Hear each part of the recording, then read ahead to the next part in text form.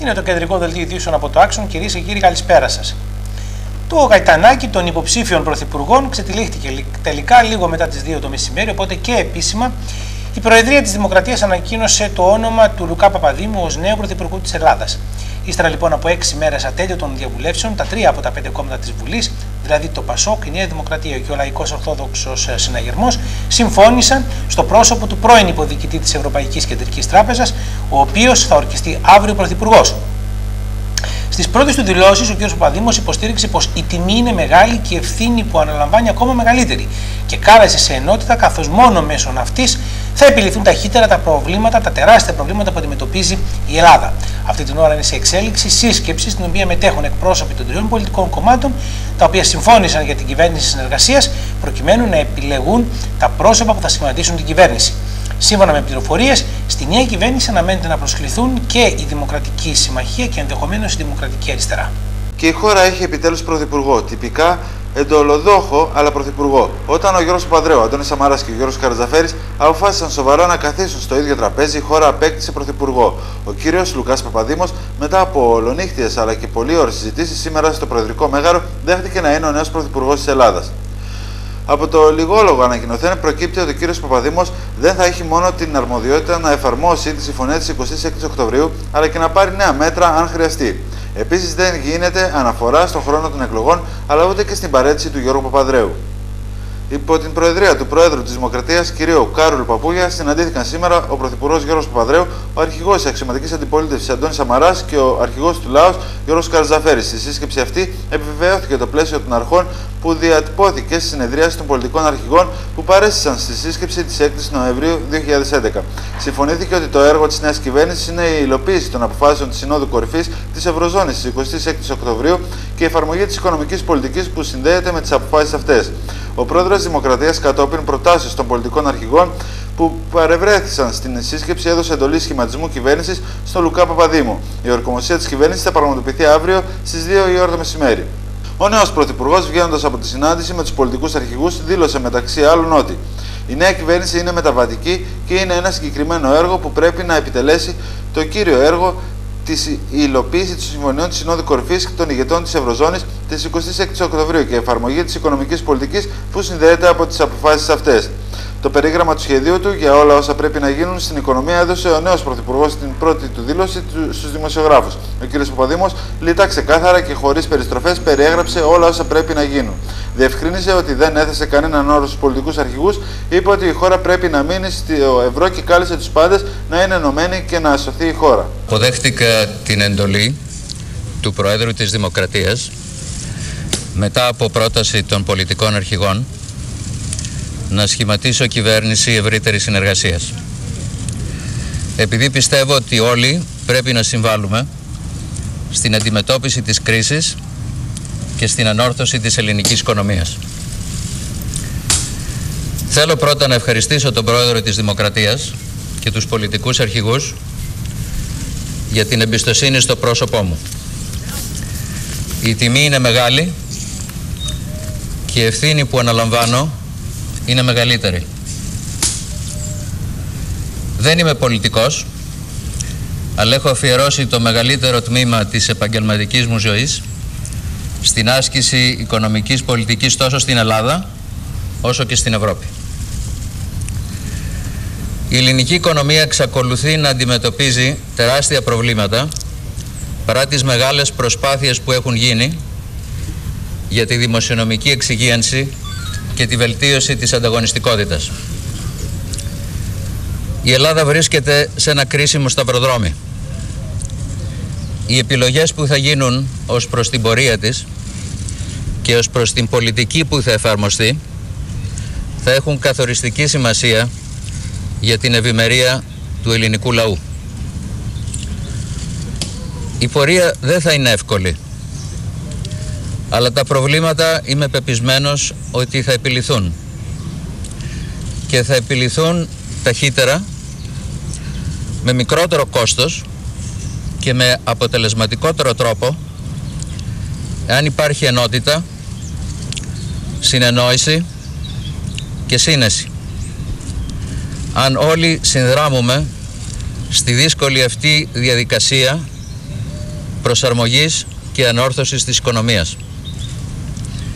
Και γι' αυτό το λόγο έχει ιδιαίτερη σημασία ο σχηματισμός μιας κυβέρνησης ευρύτερης συνεργασίας, ώστε να αντιμετωπιστούν τα προβλήματα αυτά στο άμεσο μέλλον με το καλύτερο δυνατό τρόπο. Η νέα κυβέρνηση είναι μεταβατική. Έχει ένα συγκεκριμένο έργο που πρέπει να επιτελέσει. Το κύριο έργο της είναι η υλοποίηση των συμφωνιών της Συνόδου Κορυφής των ηγετών της Ευρωζώνης της 26ης Οκτωβρίου 2011, καθώς και η εφαρμογή της οικονομικής πολιτικής που συνδέεται με τις αποφάσεις αυτές. Είμαι πεπισμένος ότι η συμμετοχή της χώρας στη ζώνη του ευρώ αποτελεί εγγύηση νομισματικής σταθερότητας. Είναι συντελεστής οικονομικής ευημερίας και η συμμετοχή της χώρας στη ζώνη του ευρώ, παρά τις δυσχέρειες που αντιμετωπίζονται, θα διευκολύνει την προσαρμογή της οικονομίας και την ανάπτυξή της. Και πρέπει όλοι να είμαστε αισιόδοξοι για το τελικό αποτέλεσμα, εφόσον είμαστε ενωμένοι και συνεργαστούμε συστηματικά και στενά για την επίτευξη των στόχων αυτών. Τέλος, θα ήθελα να διευκρινίσω ότι δεν τέθηκαν όροι προς κανένα πολιτικό αρχηγό. Ευχαριστώ για την προσοχή σας και δεν άκουσα. Δεν έχει προσδιοριστεί ακριβής χρόνος, αλλά υπάρχει ως σημείο αναφοράς το πλαίσιο αρχών, το οποίο διατυπώθηκε στην προηγούμενη συνάντηση των πολιτικών αρχηγών. Δεν θα απαντήσω σε άλλες ερωτήσεις σήμερα. Αυτό θα γίνει μετά τις προγραμματικές δηλώσεις της νέας κυβέρνησης. Σας ευχαριστώ πολύ. Και δεν αλλάζει σε τίποτα. Μην παρασυρθούμε μεταβατική, προσωρινή, προεκλογική, υπηρεσιακή, στο τέλος θα την πούνε. Διότι τι έχει να κάνει? Έχει να κάνει να υπογράψει όλες εκείνες τις επιλογές που συνοδεύουν τη νέα δανειακή σύμβαση, δηλαδή τη σύμβαση της ελεγχόμενης χρεοκοπίας της Ελλάδας, να υπογράψουν όλα τα ντοκουμέντα που χρειάζεται και τα οποία αφορούν τη ζωή των εργαζομένων 10 και 15 χρόνια. Παρακολουθούμε μια απίστευτη φαρσοκομωδία. Όλα όσα εκτιλήσονται τούτες τις ώρες παραπέμπουν στις τελευταίες μέρες της πομπιείας. Καλούμε τον πρόεδρο της Δημοκρατίας να αναλάβει την ευθύνη που τον αναλογεί και να δώσει ένα τέλος σε αυτό το διασυρμό, σε αυτή την πέραν των ορίων στρέβλωση της συνταγματικής τάξης. Η άμεση προσφυγή στις κάλπες αποτελεί πλέον τη μόνη επιλογή προστασίας από τον εκφυλισμό της δημοκρατίας που τις τελευταίες μέρες παρακολουθούμε σε ζωντανή σύνδεση από τους τηλεοπτικούς μας δέκτες. Εκλογές εδώ και τώρα. Έχω να πω τα καλύτερα λόγια. Τον γνώριζα πολύ όταν ήμουν πρόεδρος. Είχε έρθει επανειλημμένος στο γραφείο μου. Είναι το μόνο ευχάριστο σε αυτή την υπόθεση, η οποία έχει γελιοποιήσει τους πάντες. Έχει γελιοποιήσει τους ίδιους, έχει γελιοποιήσει τον τόπο. Τι άλλο να πω? 5 μέρες για να πούνε ένα όνομα.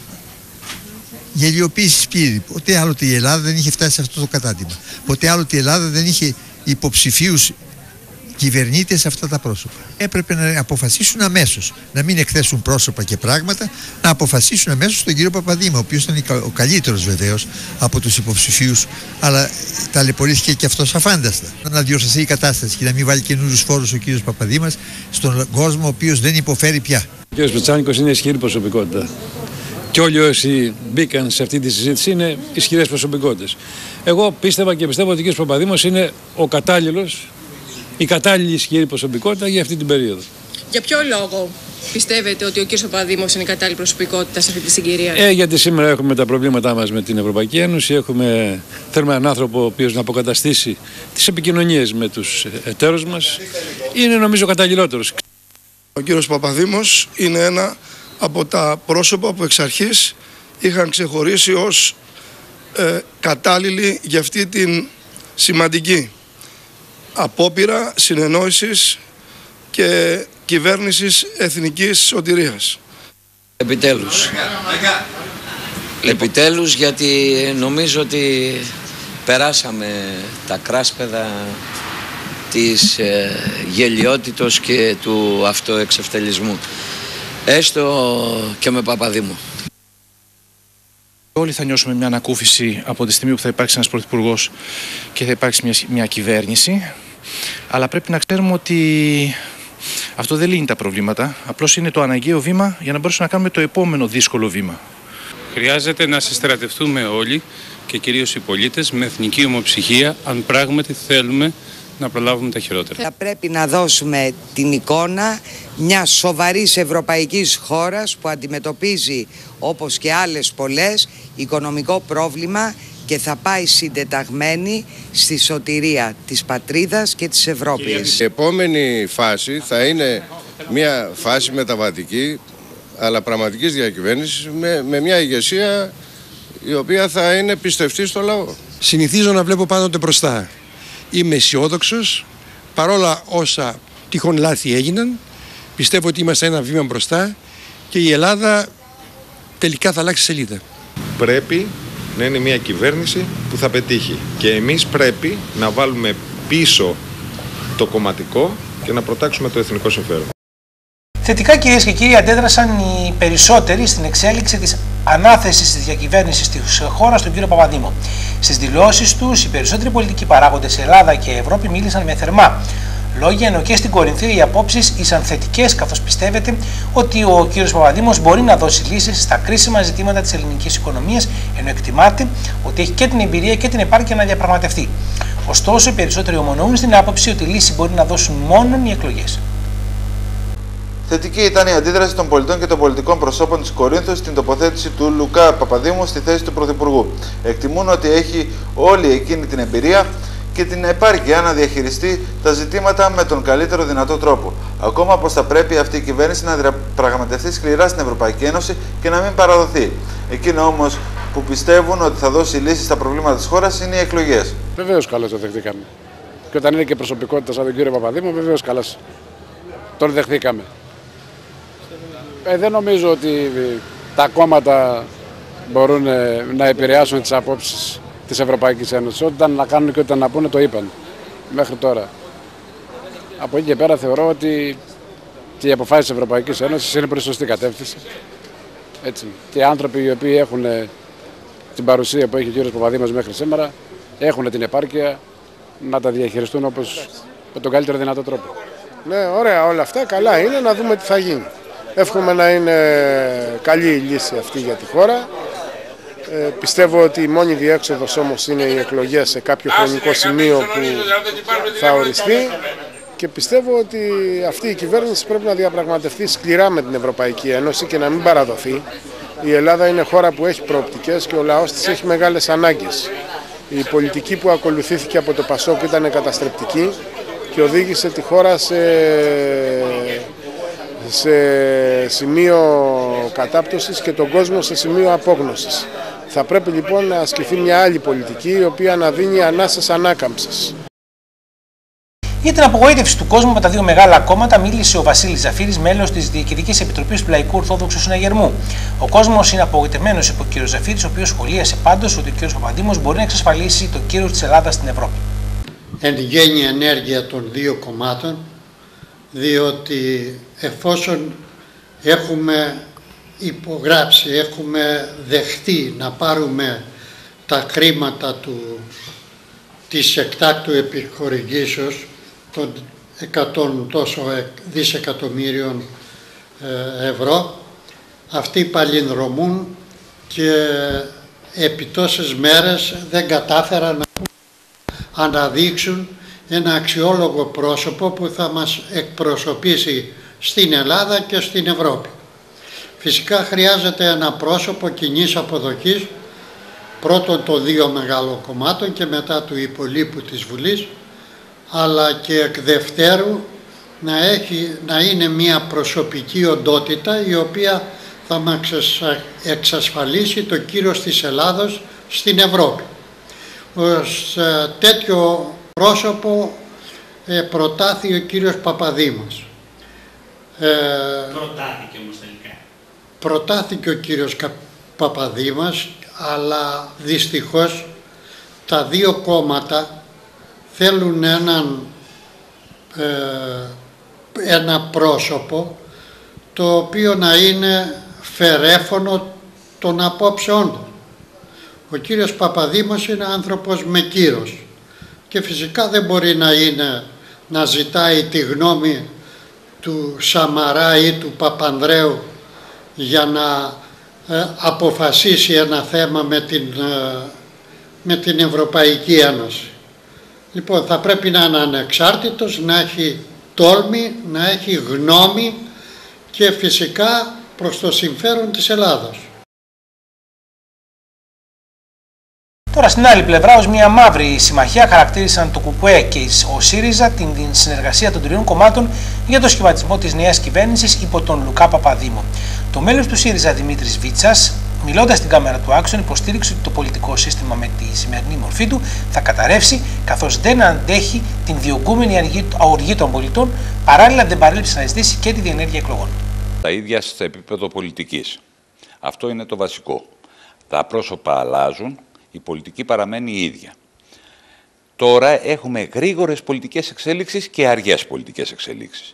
Με την έννοια ότι μέχρι την Παρασκευή, Σάββατο, μας έλεγαν όλοι ότι έπρεπε να βρεθεί μια λύση εθνικής δίθεν συνένεσης και τώρα το αργοπορούν σε σχέση, ενώ εννοείται ότι ή λένε ότι τη βρήκανε. Ποια είναι η δικιά μας η εκτίμηση? Αυτή η Βουλή έχει απονομιμοποιηθεί. Δεν δικαιούται να ψηφίσει νέα κυβέρνηση. Η μοναδική πραγματική λύση θα ήταν να πάμε τώρα άμεσα σε εκλογές με απλή αναλογική. Για ποιο λόγο δεν γίνεται αυτό?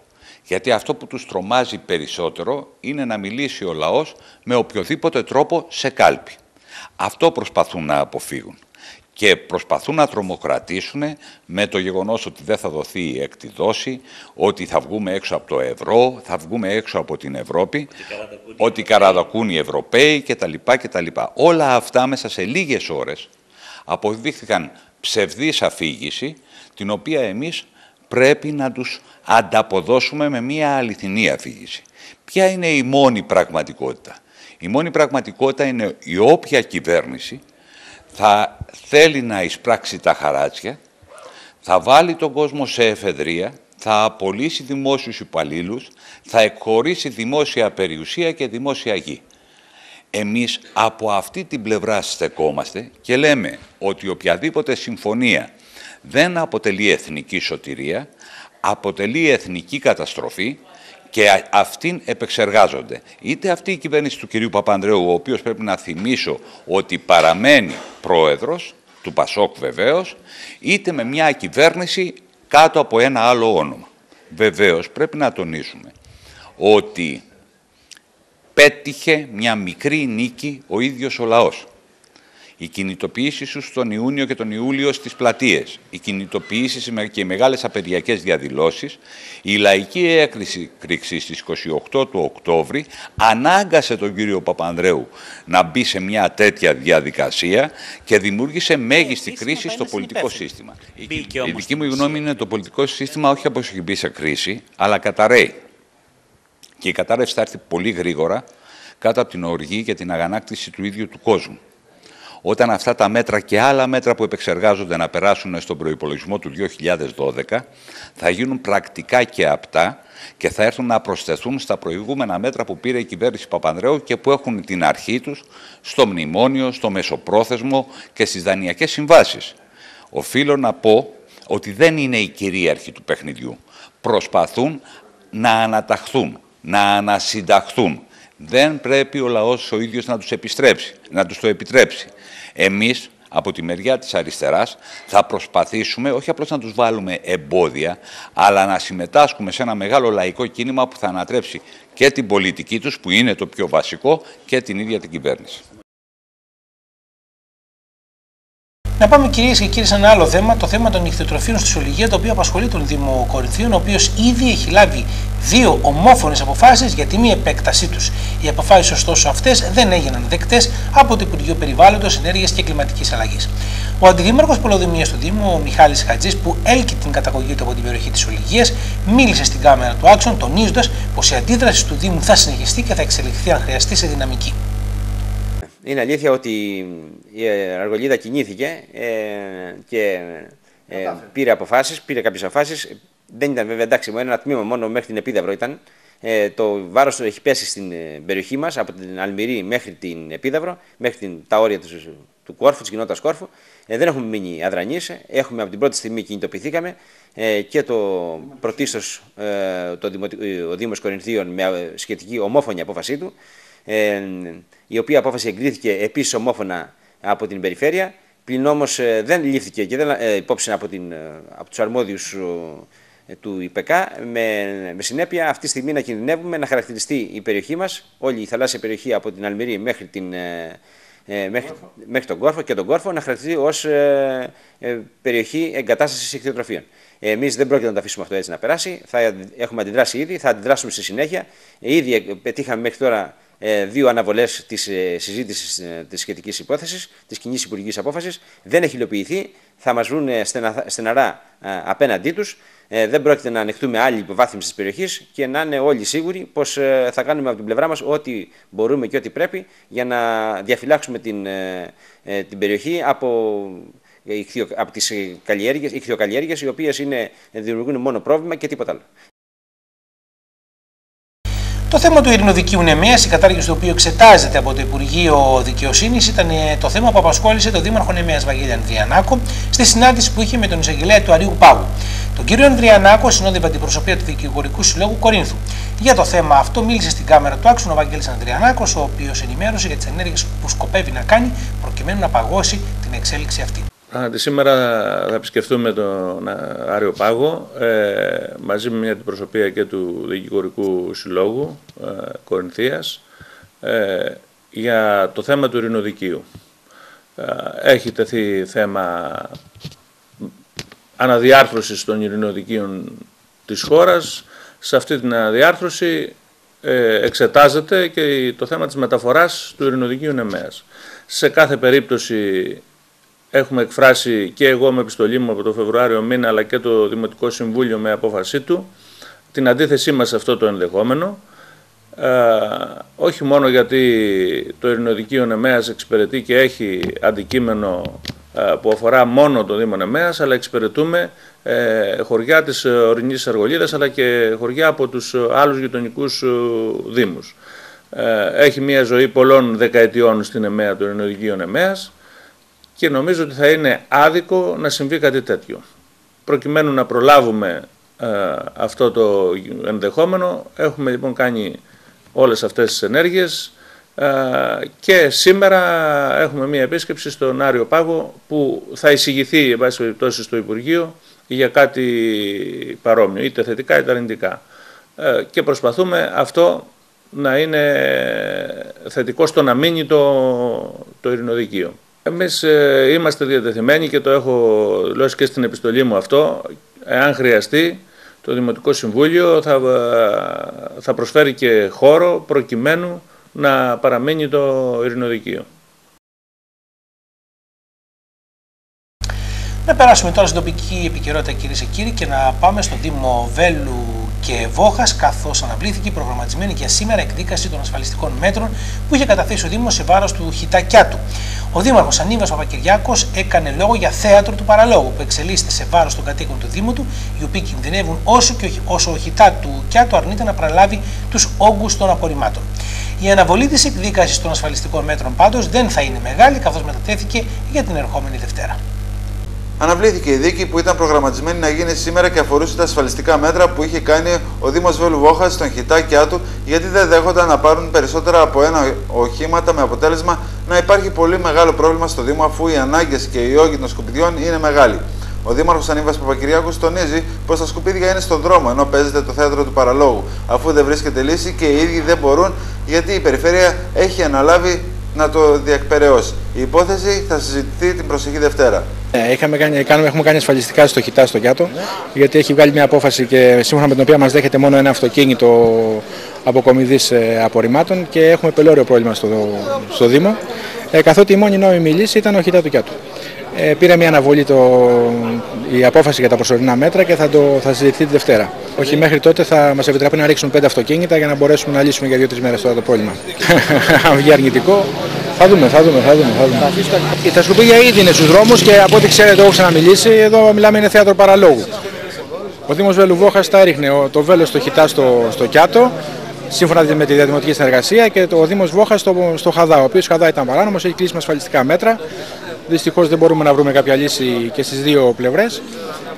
Περιμένουμε την περιφέρεια, γιατί αυτή είναι αποκλειστικά υπεύθυνη, αυτή έχει δρομολογήσει εξελίξεις για το θέμα της αποκομιδής σκουπιδιών.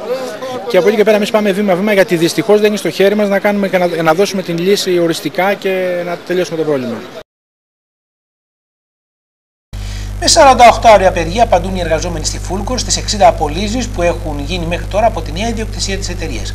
Όπως επισημαίνει ο πρόεδρος του Σωματείου κ. Νικολόπουλος, η εταιρεία δεν έχει ανταποκριθεί στις δεσμεύσεις για την διασφάλιση των θέσεων εργασίας και πλέον οι εργαζόμενοι ζητούν εκτός της επαναπρόσληψης των απολυμένων να υπογραφεί και επιχειρησιακή συλλογική σύμβαση εργασίας. Σήμερα, συνάδελφοι, έχουμε μια απόλυτη επιτυχία της τάξης του 100%. Δεν δουλεύει αυτή τη στιγμή ούτε ένα γρανάζι μέσα. Θέλουμε να σας ευχαριστήσουμε ως διοίκηση του Σωματείου για αυτή την μάζοξη, για αυτή τη συμμετοχή, που πιστεύω ότι και αύριο θα έχει συνέχεια και από Δευτέρα. Εχθές είχαμε μια συνάντηση με την εταιρεία, μας καλέσαν στις 12 η ώρα το μεσημέρι και από τη συνάντηση αυτή δεν βγήκε απολύτως τίποτα. Το μόνο που είπανε είναι ότι εμένουν στις θέσεις τους, ότι το Σάββατο θα πληρώνεται από εδώ και πέρα με 30%, δηλαδή θα κάνουν μια μονομερή μεταβολή της συλλογικής σύμβασης εργασίας χωρίς να υπάρχει η συγκατάθεση του Σωματείου και δεν θα τη δώσουμε. Αυτό σημαίνει ότι εμείς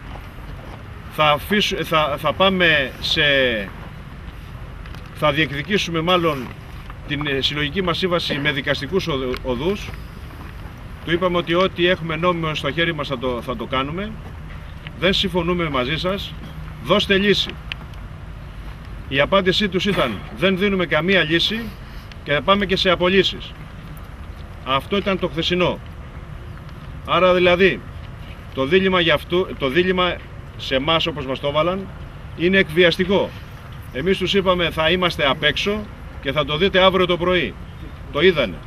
Κάλλη. Κοιτάτε συνάδελφοι, η εταιρεία, πήγα και εγώ σε 2 διαπραγματεύσεις, είναι πάρα πολύ σκληρή. Έχει την υπομονή και την επιμονή να μας τσακίσει. Αυτό τον δρόμο τον οποίο ακολουθούμε εμείς είναι μονόδρομος. Πρέπει να είμαστε ενωμένοι στο σωματείο μας, όλοι μαζί, στο μονόδρομο αυτό τον οποίο έχουμε χαράξει. Ποιος είναι αυτός ο δρόμος? Αγώνας.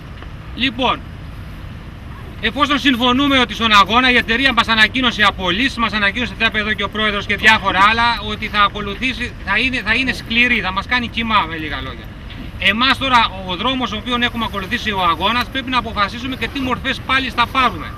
Μορφές πάλης είναι η απεργία, η στάση εργασίας, είναι οι πορείες στην Κόρινθο, είναι η συμπαράσταση η οποία πρέπει να ζητήσουμε από διάφορα σωματεία, από εργατικά κέντρα, παγκορυθιακή απεργία. Θα είναι μακρύς ο αγώνας. Πολύ καλό, τους το είπαμε και εμείς αυτό μέσα. Τώρα δεν κολλάμε τίποτα. Λοιπόν, πρέπει να ψηφίσουμε. Τον ίδιο φόβο που έχουμε όλοι εμείς. Θα μιλήσουν και άλλοι συνάδελφοι πάνω στο θέμα. Τον ίδιο φόβο και την ίδια αγωνία που έχουμε όλοι εμείς, τον έχουν και αυτοί. Άμα είδατε τα πρόσωπά τους και εγώ που μίλησα μαζί και οι υπόλοιποι που μιλήσανε, έχουν το ίδιο φόβο. Δεν είναι κανένας αφεντικό, όλοι οι εργαζόμενοι είναι. Εγώ θα πρότεινα στο ΔΣ, αν δεν έχουν και κανένα ενδιασμό, να ζητήσουν και μια συνάντηση με κάποιον παραπάνω. Επιχειρήθηκε την προηγούμενη εβδομάδα να γίνει με τον κύριο Αλεξίου και δεν έγινε. Να κάνει μια πρόταση και το ΔΣ να μιλήσουν και με κάποιον παραπάνω από αυτούς που είναι εδώ, τον κύριο Μαρλακούτσο και τον Γεωργίου. Σε κινητοποίησεις προσανατολίζονται το αμέσως προσεχές διάστημα οι εργαζόμενοι στους οργανισμούς τοπικής αυτοδιοίκησης. Το γεγονός επιβεβαίωσε το μέλος της Εκτελεστικής Επιτροπής της ΠΟΕΟΤΑ, Δημήτρης Τράκας, ο οποίος βρέθηκε σήμερα το πρωί στην Κόρινθο για να ενημερώσει τους συναδέλφους του στον Δήμο Κορινθίων για τα προβλήματα που υπάρχουν και τις ενέργειες οι οποίες αναμένονται το επόμενο διάστημα. Σήμερα έρθαμε στην Κόρινθο να ενημερώσουμε τους εργαζόμενους για τις μεγάλες απεργιακές κινητοποίησεις που είχαμε πριν λίγες μέρες. Να τους πούμε ότι ο αγώνας δεν έχει τελειώσει, πρέπει να είναι οι εργαζόμενοι μεταξύ τους συσπηρωμένοι και η Ομοσπονδία στη συνεδρίαση που είχε εχθές έχει αποφασίσει να οργώσει όλη την Ελλάδα για να ενημερώσει τους εργαζόμενους. Το ζητούμενο είναι ότι οι εργαζόμενοι πρέπει να είναι ενωμένοι γιατί έρχονται δύσκολοι καιροί και μαζί με την τοπική αυτοδιοίκηση. Αυτό είναι ένα πολύ σοβαρό ζήτημα. Πιστεύω ότι θα το αντιμετωπίζει και η Κόρινθος αυτό. Νομίζουμε ότι η καθαριότητα είναι στα ανταποδοτικά καταρχήν. Το 1/10 που υπάρχει δημιουργεί τεράστιο πρόβλημα και βέβαια είναι ο στόχος να μην υπάρχει κόσμος για να ιδιωτικοποιηθεί η καθαριότητα. Κοιτάξτε, οι συνάδελφοι καταρχήν έχουν πρόβλημα επιβίωσης, διότι σήμερα και εδώ στην Κόρινθο εργαζόμενοι δεν παίρνουν ούτε 10 ευρώ μετά την περικοπή των χρημάτων που υπάρχουν. 10 ευρώ ημερησίως, έτσι είναι? Όχι, 10 ευρώ το μήνα παίρνουν, διότι τα δάνεια και όλα αυτά που είχαν με τα χρήματα που παίρνανε, με την περικοπή αυτή στη μισθοδοσία, παίρνουν εργαζόμενοι σήμερα στο Δήμο της Κορίνθου 10 ευρώ το μήνα. Τον συνδυασμό με τον οποίο θα διεκδικήσει τη νίκη στις επιμελητηριακές εκλογές στις 3 και 4 Δεκεμβρίου παρουσίασε ο Βλάσης Μπισμπίκης. Ο κ. Μπισμπίκης εξέφρασε την αισιοδοξία του για το τελικό αποτέλεσμα και μίλησε για συμμετοχή στο συνδυασμό του νέων και άφθαρτων και με κύρος προσώπων που διασφαλίζουν την ενότητα και τη συνένεση. Για τη δική του συμμετοχή συμπλήρωσε πως διεκδικεί αυτό το αξίωμα με σκοπό να συντελέσει με όλες τις δυνάμεις του, τις ικανότητες και τη φαντασία του στη βελτίωση των όρων λειτουργίας των επιχειρήσεων και μέσω αυτών τη ζωή των κατοίκων του νομού. Καταρχήν να σας καλωσορίσω και να σας ευχαριστήσω που είσαστε όλοι σήμερα εδώ μαζί μας. Η σημερινή συγκέντρωση συμπίπτει με την κορύφωση των διαδικασιών για την εκλογική αναμέτρηση της 3 και 4 Δεκέμβρη. Βέβαια, συμπίπτει και με ένα γεγονός πολύ σημαντικό για την Ελλάδα, ότι περιμένουμε τον καινούριο Πρωθυπουργό. Απαντά σε όλα τα ερωτήματα και τα κριτήρια που έχουν τεθεί για την αξιολόγηση του πλέον κατάλληλου για να ηγηθεί του Επιμελητηρίου Κορινθίας. Είμαστε μια ομάδα που έχει στρατευτεί παλαιοί και νέοι υποψήφοι, μια ομάδα με συλλογικότητα, με σκοπό τη νίκη στην εκλογική αναμέτρηση του Δεκεμβρίου.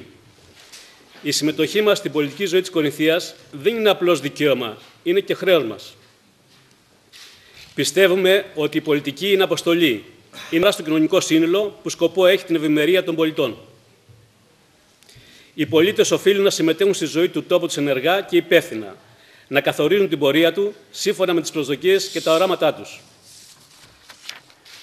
Προσωπικά, η απόφασή μου να θέσω υποψηφιότητα για πρόεδρο του Επιμελητηρίου Κορινθίας προσδιορίζεται από τις παραπάνω ιδέες και όχι από προσωπικές φιλοδοξίες, τάσεις προβολής και στεροφημίας. Το αξίωμα αυτό το διεκδικώ για να συντελέσω με όλες τις δυνάμεις μου, τις ικανότητες και τη φαντασία μου στη βελτίωση των όρων λειτουργίας των επιχειρήσεων και μέσω αυτών τη ζωή των κατοίκων του νομού μας. Πιστεύουμε ότι ο επιχειρηματικός κόσμος ζητά υποψηφιότητα που να πληρεί τα κριτήρια του δημοκρατικού ήθους, της εντιμότητας, της ικανότητας, της κοινωνικής αποδοχής και της καταξίωσης. Ζητά νέα πρόσωπα, άφθαρτα, αλλά με κύρος που να εξασφαλίζουν την ενότητα και τη συνένεση. Με βάση τις παραπάνω αρχές έχουμε συγκροτήσει έναν ανεξάρτητο, πολυσυλλεκτικό, αντιπροσωπευτικό και νικηφόρο συνδυασμό. Πιστεύω ότι θα αναδειχθούμε νικητές στην εκλογική αναμέτρηση του Επιμελητηρίου Κορινθίας και ως επικεφαλής ενός ενωτικού, ανεξάρτητου προοδευτικού συνδυασμού θα παλέψουμε όλοι μαζί να ξεπεράσουμε τα προβλήματα του νομού μας και να συμβάλλουμε στην ευτυχία των πολιτών. Κυρίες και κύριοι, η Κορινθία ξεχώριζε για την ομορφιά της, τη δυναμική της και τις απεριόριστες δυνατότητες ανάπτυξης. Την κατέτασαν στην πρώτη δεκάδα της Ελλάδας και αυτό αποτυπωνόταν στις εθνικές στατιστικές, αλλά κυρίως στους πολίτες που ζούσαν εδώ και σε όσους την επισκέπτονταν. Στα χρόνια που μεσολάβησαν, η εικόνα άρχισε να αντιστρέφεται, να ξεθοριάζει. Όλοι οι δείκτες μας βαθμολογούν και μας κατατάσσουν στις αντίστοιχες τελευταίες θέσεις. Νομοί όπως Μεσσηνίας, Αρκαδίας, Ιωαννίνων, Τρικάλων, Καρδίτσας, Χανίων, Ηρακλείου και τόσους άλλους, ενώ ήταν πολύ πίσω από τον νομό μας, εκτοξεύτηκαν. Άλλαξαν το πρόσωπό τους και κάνουν υπερήφανο στους κατοίκους τους. Γεγονός είναι ότι δεν σχεδιάστηκε ποτέ ένα πλάνο ταυτότητας του νομού. Δεν τέθηκε ποτέ ένα όραμα για να συνεγείρει τους πολίτες. Αυτό έχει σαν αποτέλεσμα η Κορινθία να πάψει να είναι θεκτική στους ίδιους κατοίκους της, αλλά και σε όσοι ήθελαν να επενδύσουν και να εγκατασταθούν σε αυτήν. Εδώ, κυρίες και κύριοι, ολοκληρώθηκε το κεντρικό δελτίο ειδήσεων του Άξονα. Από όλους τους συντελεστές του ευχές για ένα χαρούμενο βράδυ, καλή σας νύχτα.